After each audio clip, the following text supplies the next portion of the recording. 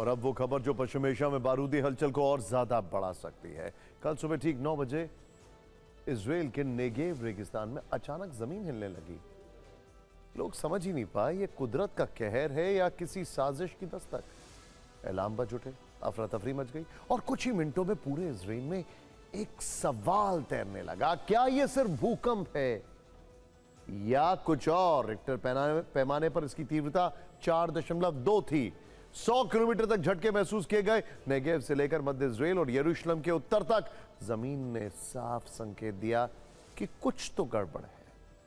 गौर करने वाली बात यह है कि यह भूकंप इजराइल के नेगेव रेगिस्तान में आया। यह कोई आम इलाका नहीं है, यह वो इलाका है जिसके बारे में कहा जाता है कि इजराइल की सबसे संवेदनशील सैन्य और परमाणु गतिविधियां इस इलाके में होती हैं।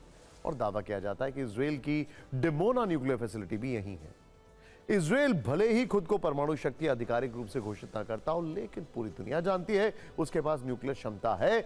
सबसे बड़ा सहयोग इस भूकंप की टाइमिंग पर है। यह भूकंप ऐसे वक्त में आया जब पश्चिम एशिया में पहले से ही बारूदी जंग के बादल मंडरा रहे हैं। और इस बीच इजराइल की खुफिया एजेंसी मोसाद के चीफ डेविड बार्निया आज सुबह अमेरिका पहुंच गए। मोसाद चीफ बार्निया मियामी में अमेरिकी राष्ट्रपति ट्रंप के विशेष दूत स्टीव विटकॉफ से मिलेंगे। विटकॉफ ही अमेरिका और ईरान के बीच सीधी बातचीत का चैनल संभाल रहे हैं। विटकॉफ बेसिकली एक प्रॉपर्टी डीलर थे जो कि अब वर्ल्ड के अफेयर्स को डील कर रहे हैं। ट्रंप है, खैर उन्होंने ईरान के विदेश मंत्री अब्बास अरागची से भी हाल में बात की। अब यह साफ नहीं है कि मोसाद चीफ की मुलाकात ट्रंप से होगी या नहीं। इंटरेस्टिंग बात है, विटकॉफ ही मादुरो की टीम से बात कर रहे थे जब उन्हें उठा लिया गया। लेकिन अभी कयास ये लगाए जा रहे हैं कि बार्निया ट्रंप से मिल सकते हैं क्योंकि ट्रंप का घर मारे लागो फ्लोरिडा में है, जो कि मियामी। माना जा रहा है कि इजराइल और अमेरिका में ईरान के खिलाफ मिलिट्री एक्शन या डिप्लोमेसी पर बात कर सकते हैं।